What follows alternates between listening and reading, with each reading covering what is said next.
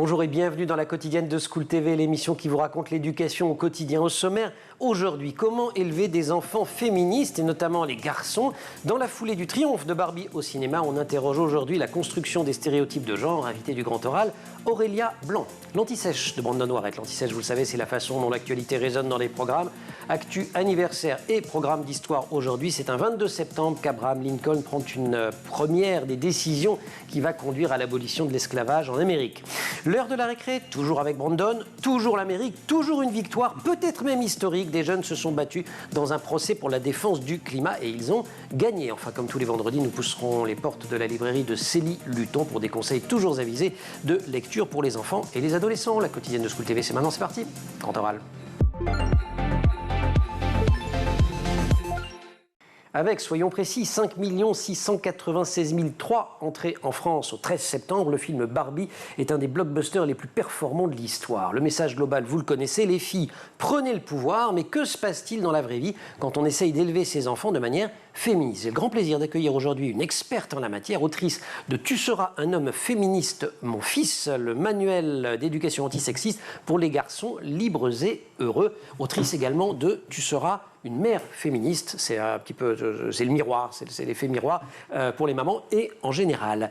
Aurélia, bonjour. Bonjour. Ravi de vous accueillir, passionnant ouvrage, parce que c'est vrai qu'on fait régulièrement des émissions sur le sujet et la question revient des parents, dire bon, après, voilà, comment je m'y prends au quotidien et le livre répond de manière extrêmement mise en perspective et contextualisée à ces questions-là. Barbie, ça aide la cause, le film, le succès du film? Oui, évidemment, parce qu'un film mainstream, pop, qui porte en même temps un message féministe émancipateur et qui est vu par des millions de personnes et différentes générations, ça ne peut qu'aider la cause, je pense.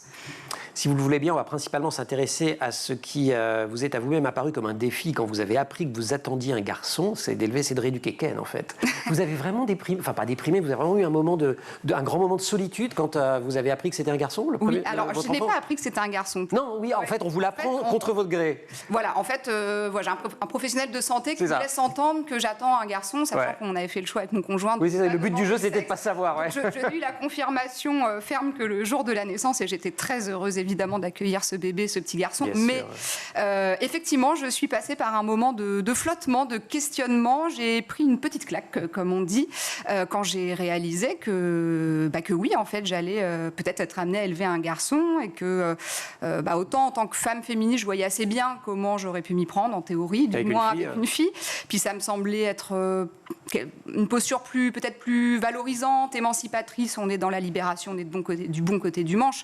Et je me disais, mais avec un petit garçon, est-ce que c'est si simple? Pourquoi est-ce qu'on n'avance pas tant que ça sur ces questions? Donc j'avais cette inquiétude-là, tout en me disant, mais je ne veux pas non plus lui faire porter quelque chose de lourd, de négatif. Je veux qu'il puisse se construire positivement dans sa masculinité, tout en ayant en tête les questions de sexisme qu'on connaît. Pour ça, en bonne journaliste, vous enquêtez. Absolument. Et vous ne trouvez pas grand-chose pour vous aider et vous vous dites, tiens, je vais m'y coller. Oui, tout à fait. J'ai cherché, un peu comme tout le monde, j'ai tapé mes questions sur Google. Comment fait-on pour élever des garçons féministes? On était avant MeToo. Je pense que ça a son importance. Il y avait très, très, très peu de choses, pour ainsi dire quasiment rien, sur la question. Et j'ai fini par aller dans une librairie spécialisée sur les questions de genre et de féminisme. Et on en a parlé avec la libraire qui a fait le tour, qui a cherché et qui a fini par me dire, ce livre, il faudrait l'écrire. Et donc, je suis repartie avec mon gros ventre en me disant, c'est peut-être ce que je vais faire, parce qu'en tout cas, moi, j'en ressentais le besoin d'avoir un outil. Voilà. Vous l'avez fait et avec c'est une très belle réussite. C'est sorti chez Marabout, je ne l'ai pas encore dit. Ce qui est assez vertigineux alors, dans ce que vous découvrez et dans ce que vous racontez, et heureusement que vous faites l'enquête un petit peu avant la naissance, c'est que ça commence vraiment au moment de la naissance, dès qu'on tient le nourrisson dans ses bras. Et même avant, en réalité. Parce qu'aujourd'hui, ce qui n'était pas le cas il y a une quarantaine d'années, par rapport à des questions de technologie, aujourd'hui, la grande majorité des gens demandent à connaître le sexe du bébé, l'entourage aussi, et donc du coup, vont commencer tout un tas de remarques, de projections. À ton ventre est comme si le fœtus bouge beaucoup. Ça, c'est des remarques qu'on entend dans les cabinets. C'est un garçon, c'est qu'il est sportif. C'est un garçon, voilà.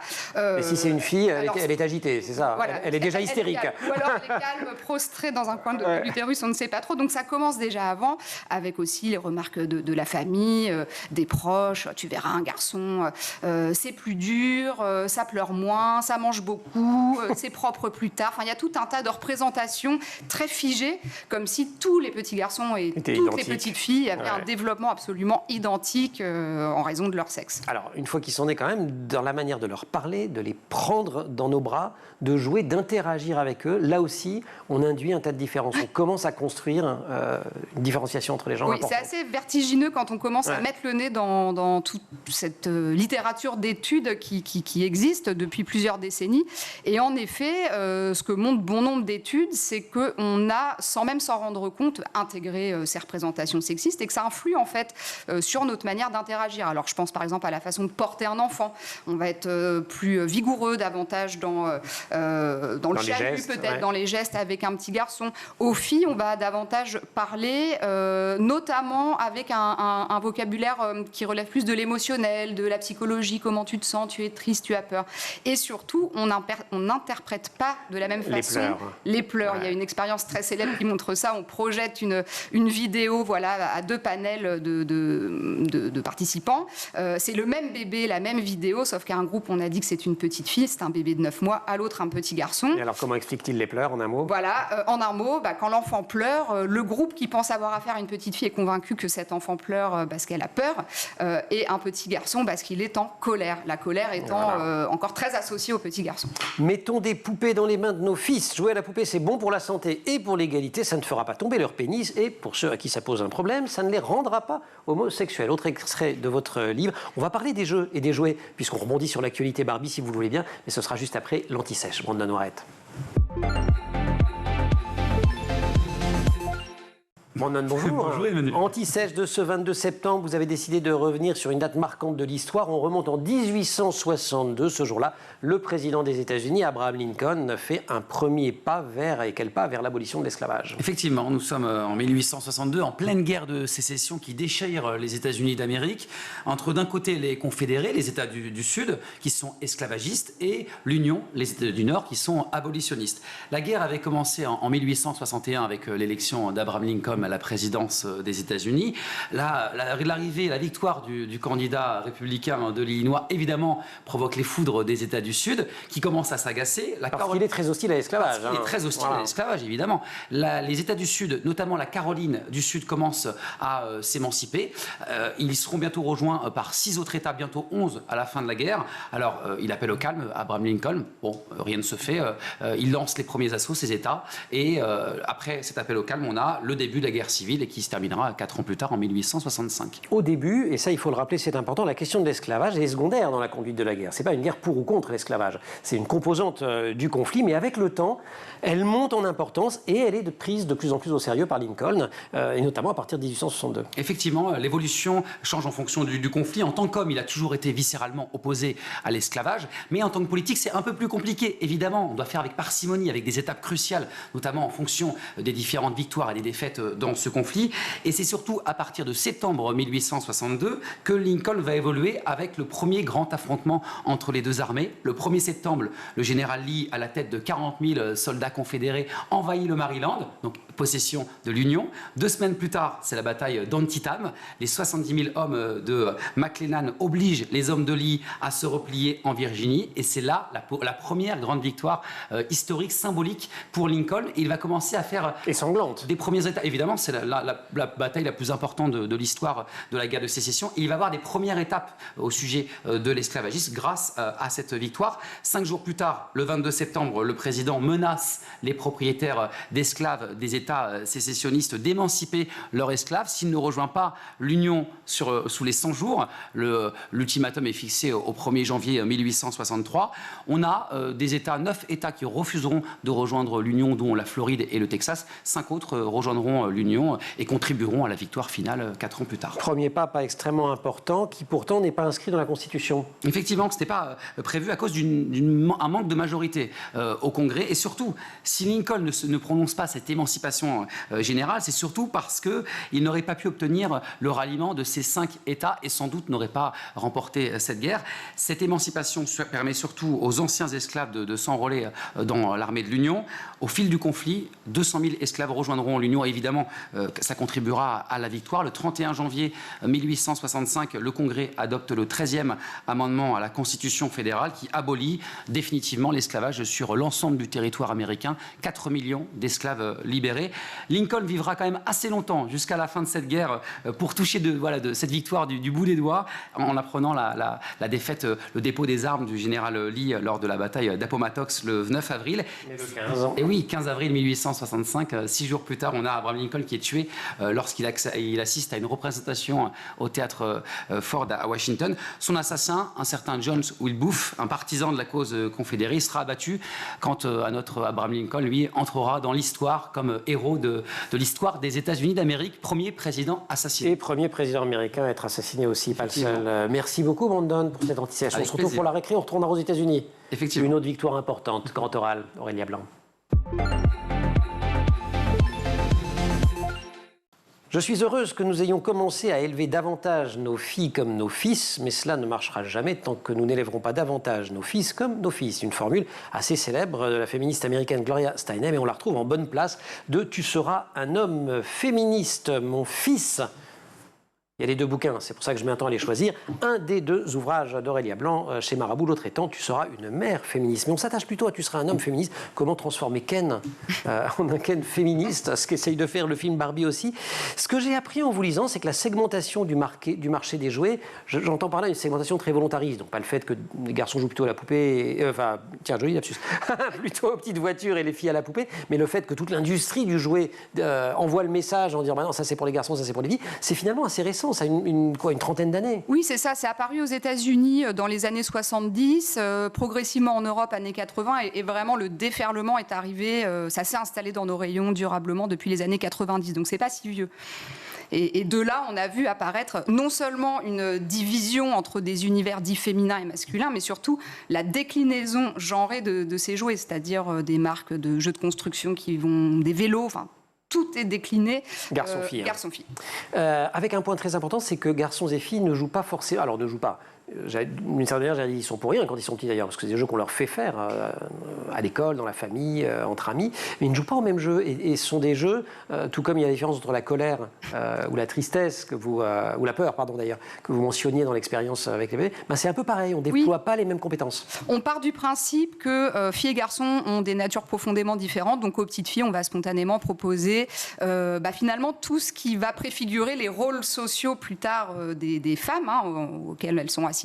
Donc évidemment tout ce qui va relever du soin aux autres, de la douceur, le care, jouer à la poupée, voilà, tout ce qui est mignon aussi, tout ce qui est dans l'intériorité. Les journaux intimes sont plutôt vendus et achetés à destination des petites filles, alors qu'à l'inverse chez les garçons, heureusement, parce que vous aimeriez pas lire le mien.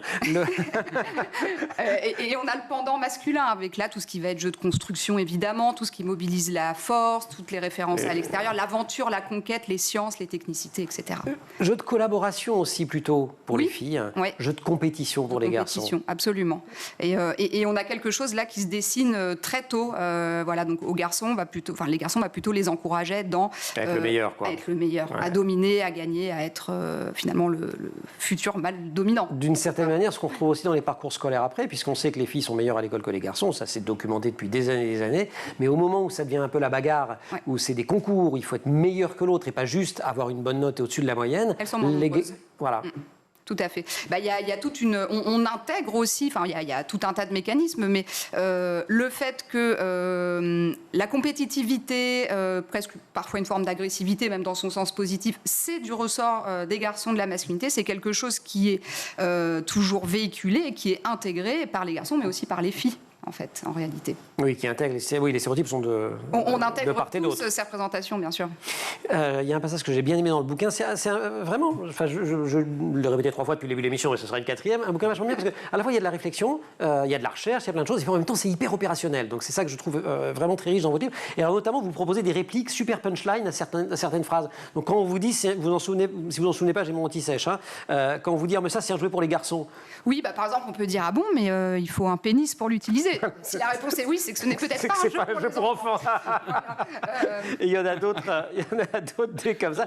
Hors de question que mon fils joue à la poupée. Oui, parce qu'il risquerait de devenir un bon père peut-être. Voilà. Et il y en a tout un tas. Je peux dire les barrettes, les sandalettes, c'est pas pour les garçons. On pourrait dire c'est pour les gens qui ont des cheveux, pour les gens qui ont des pieds. Enfin, en fait, voilà, on peut par l'humour désamorcer un petit peu ces représentations, je crois. L'humour sur les cheveux est un humour qui me fait pas rire tout.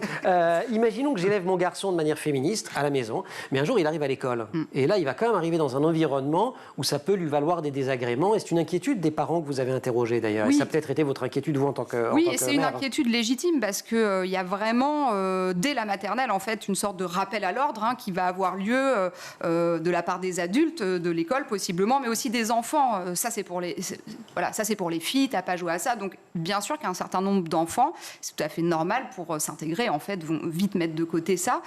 Donc, je crois que l'idée, c'est pas de forcer nos enfants à être des porte-étendards de nos propres valeurs, mais plutôt de les armer, en fait, et d'être à l'écoute de ce qu'ils nous disent aussi. Soit ils ont envie de porter ce t-shirt rose, ces petits garçons, donc ok, on peut les accompagner. Si à un moment donné, ils nous disent non, mais en fait, moi, tout le monde se moque de moi, je crois qu'il faut l'entendre aussi. Bien sûr. Il y a des paliers d'âge, dites-vous aussi. Il ne faut pas s'inquiéter, et notamment la différenciation garçon-fille. Il y a un moment où c'est normal. Enfin, je veux dire, tout à fait. Il y a différents stades dans le développement de l'enfant, et on sait qu'il y a des âges, notamment, par exemple, entre 5 et 7 ans, où il va y avoir une adhésion assez forte, fille comme garçon, au stéréotype de genre, et en fait, c'est pas très grave, c'est pas un échec en soi. Ce sont des passages obligés, de la même manière qu'au collège, on va être davantage dans le mimétisme, là où au lycée, on va s'autoriser davantage de singularité et pouvoir prendre de la distance par rapport à ça. Ne jamais perdre espoir. En tout cas, Aurélia Blanc, tu seras un homme féministe. Mon fils, Aurélia Blanc, je ne l'ai pas dit. J'ai dit qu'elle était journaliste. Je n'ai pas dit qu'elle travaille pour le magazine Cosette depuis longtemps, où elle parle notamment des droits des femmes et du féminisme. On la retrouve juste après la récré. On retourne aux États-Unis avec Brandon.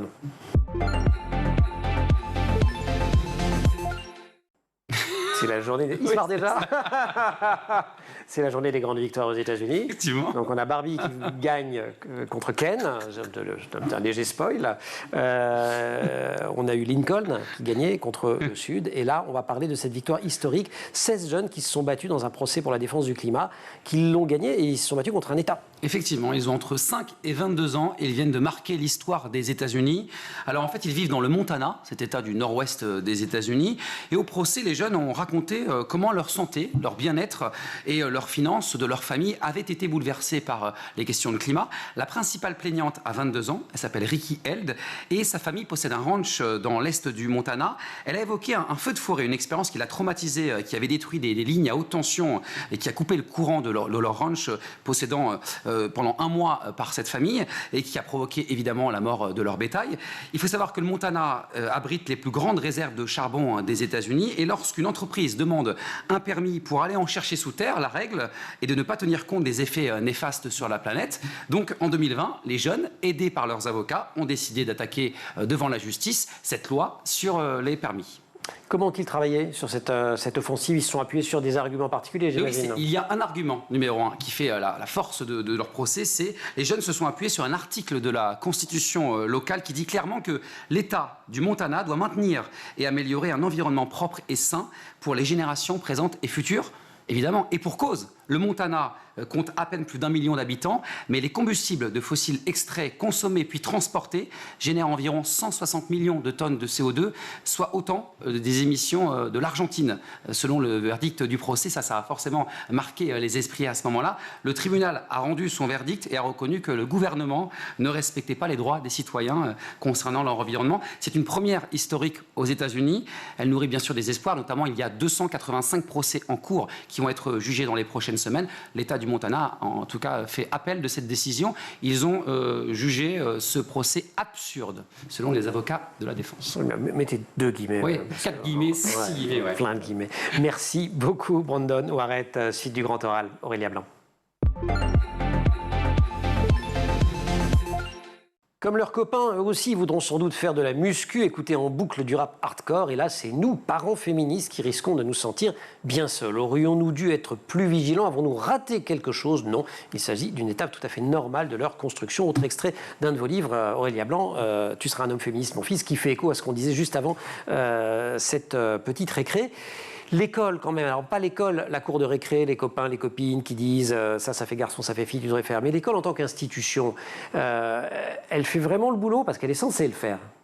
Je vais faire une réponse un peu ambivalente, une réponse de Normand. Je dirais qu'à la fois, elle est censée Ne le soyez faire. pas de Normando, femme comme ça, c'est pas bien. Ah, vous êtes Normande? De ma mère, oui. Ah, d'accord. Absolument. Bon, alors allons-y, vous parlez en connaissance de cause.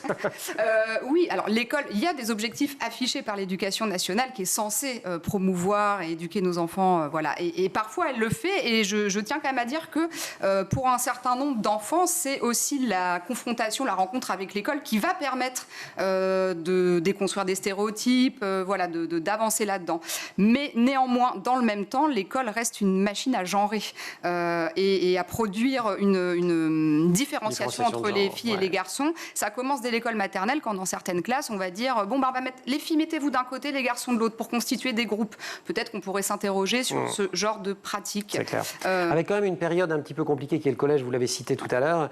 Moi, j'en ai fait l'expérience. Hein, quand on est journaliste, parfois on rentre dans les établissements, vous le savez, pour faire de l'éducation aux médias ou des choses comme ça. Et quand on laisse les enfants libres de s'asseoir comme ils veulent ou comme elles veulent, au niveau du collège, c'est rarissime d'avoir du mélange. Ça revient un peu au lycée, mais au niveau du collège, c'est pas spontané. Oui. Et quand on les regarde en leur disant vous allez vous mélanger entre garçons et filles, ils vous regardent genre qui est cet individu.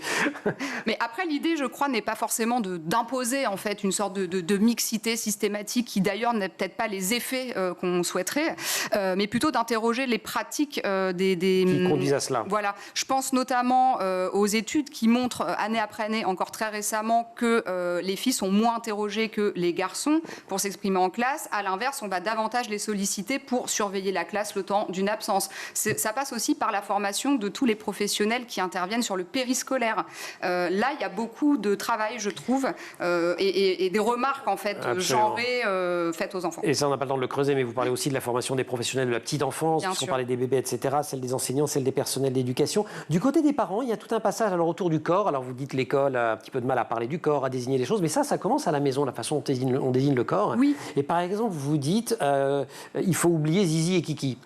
On peut tout à fait le dire par habitude, par minorité, mais il semblerait que ce soit assez important quand même d'outiller nos enfants avec des mots réels, c'est-à-dire qu'un zizi, avant tout, c'est un pénis, c'est un sexe à minima.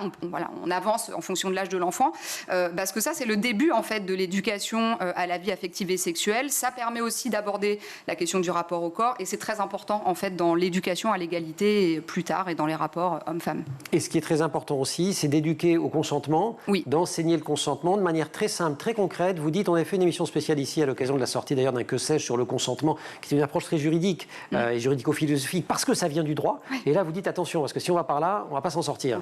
Voilà, l'idée, c'est pas de parler forcément du terme consentement à des enfants de 4 ans, mais par contre, prendre l'habitude, même avant de faire certains soins, avant d'embrasser, et d'exprimer aussi que nous, des fois, on n'a pas envie d'être touché ou autre, ou pareil pour le ou la petite camarade. Mon corps m'appartient, je suis... Exactement, avoir ces discussions régulièrement. Tu me demandes, sois aimable de bien vouloir me demander mon avis. Exactement. Et arrêter de faire des bisous à la terre entière, notamment. C'est ça, voilà. Ce qui n'est pas toujours évident. Grande tante, parce que ça tombe toujours sur la grande tante, typique. Bon, voilà. Mais apprendre à nos enfants qu'ils ont le droit de dire non et que leur non mérite d'être entendu. Voilà. Dans ce qui est aussi important et intéressant dans les messages que vous passez dans le bouquin, vous envoyez un petit message aux auteurs jeunesse. On va parler dans quelques minutes de littérature jeunesse avec Célie. C'est super de montrer des héroïnes, mais de temps en temps, un héros féministe, ce serait pas mal. Alors, c'est vrai que c'est bien qu'il y ait des héroïnes, parce qu'il n'y en a encore pas assez. C'est à peu près 30% des livres et des couvertures. Mais autant on a de l'avancée sur les représentations stéréotypées sur les filles. Elles vont être de plus en plus, étant mieux, aventurières, exploratrices, etc. Par contre, du côté des petits garçons, des personnages masculins, du moins, on a du mal à sortir des représentations un peu traditionnelles de la masculinité. On a besoin de héros masculins, sensibles, qui sortent des stéréotypes aussi, pour proposer ces modèles. Et moi, je cherchais, je disais, le petit Nicolas, ça marche pas mal quand même, parce qu'il est entre Clotaire le bagarreur, qui est une espèce d'uber masculinité complète, et Agnan, qui est d'une grande fragilité, un peu gnangnan, un peu... Et lui... et le petit Nicolas, il a à la fois sa sensibilité, il est rusé, il est matois, il arrive à s'en sortir... et bien dans ses baskets. Et bien dans ses baskets. Ouais. Ouais. Et puis, je tiens à dire qu'il y a quand même des éditeurs qui font un travail incroyable, talent haut, on compte pas pour du beurre, ce genre de maison d'édition qui n'existait pour la plupart pas il y a encore 15 ou 20 ans.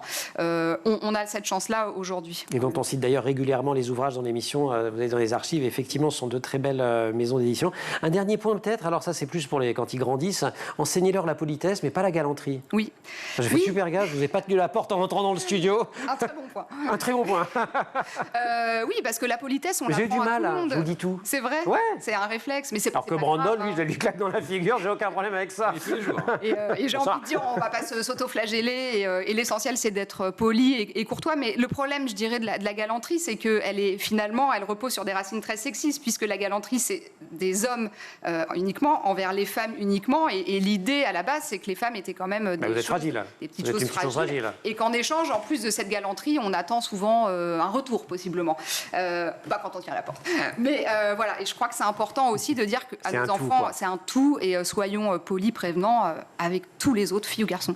Tu seras un homme féministe, mon fils, manuel d'éducation antisexiste pour des garçons libres et heureux. C'est chez Marabout d'Aurélia Blanc. Super bouquin, très complet, c'est un tout en un. Vous apprenez à la fois des choses sur le féminisme, sur l'éducation en général, évidemment sur l'éducation des garçons, c'est passionnant. Et puis, paru quelques années après, Tu seras une mère féministe, manuel d'émancipation, toujours pour des maternités décomplexées et libérées. Toujours Aurélia Blanc, toujours chez Marabout. Merci beaucoup de nous avoir rendu visite dans la quotidienne. Merci Brandon. On va continuer à visiter les rayons des librairies dans la librairie. Et la librairie, comme tous les vendredis, c'est celle que tient Célie.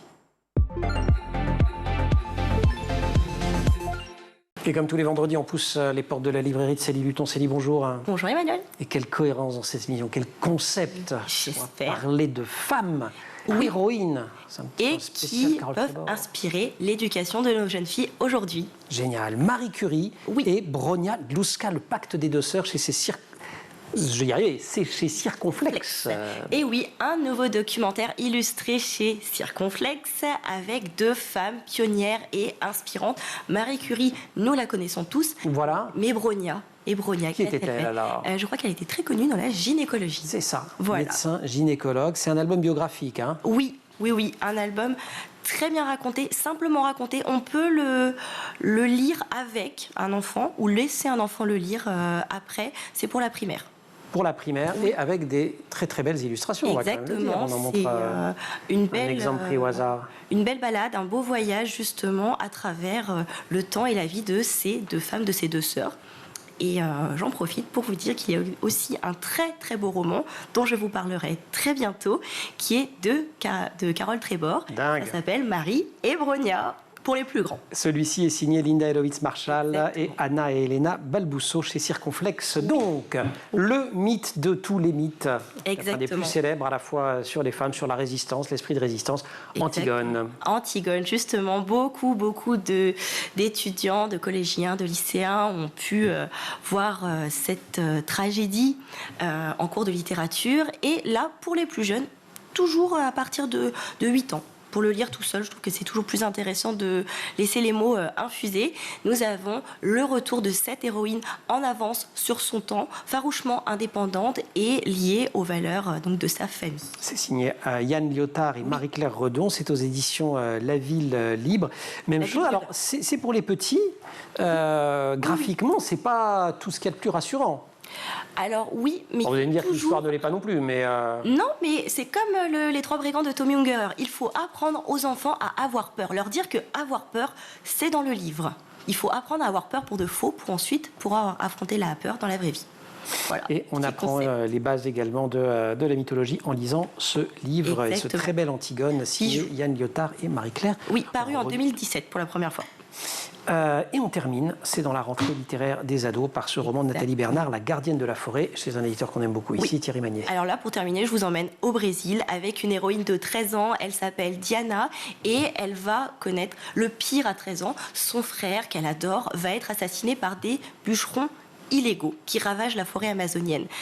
Ivre de rage, de fureur et de revanche, elle va vouloir faire entendre sa voix. Elle va vouloir devenir une gardienne de la forêt et elle va se heurter au monde des adultes qui la trouvent trop jeune pour sauver sa terre. Et oui, car elle a 13 ans, un roman poignant, un roman très engagé aussi. Très engagé, on est vraiment dans une perspective écologique, mais vraiment écologique sur du long terme, où justement on encourage la jeunesse à aller de l'avant, à se faire entendre, puisque notre jeune Diana va parcourir le monde. Je n'en dis pas plus. Sur un sujet d'actualité, et c'est vraiment le roman d'action classique. Oui. De la description, du récit, du dialogue. toujours. Et on a envie de tourner les pages. On a envie de tourner les pages, pour faire un anglicisme, c'est un page turner, mais un page turner écrit par Nathalie Bernard, qui est extrêmement douée dans un talent de conteuse, qui vous donne envie vraiment de plonger, de partir au Brésil et de revenir aussi quand même. Voilà, Nathalie Bernard qui avait gagné la Pépite Fiction Ado en 2019 au Salon du Livre de la Presse Jeunesse en Seine-Saint-Denis. C'est ça. Et que vous aimez beaucoup. J'adore. Célie, merci beaucoup. Encore des très beaux livres sur la librairie dans laquelle vous nous invitez tous les vendredis. On peut également y remettre le livre d'Aurélia Blanc. Je le recite, il est vraiment super ce bouquin. Tu seras une mère féministe, mon fils, et tu seras un homme féministe, mon fils. Merci aussi à toute l'équipe de l'émission. Laure Audemont au maquillage, Marine Plantec pour la préparation de l'émission et qui en régie est assistée aujourd'hui par Emma Frary, Thibaut Goury-Lafont pour le son, Alice Pitavi pour la réalisation. Vous restez sur School TV et on se retrouve nous en permanence sur Internet et sur les réseaux sociaux.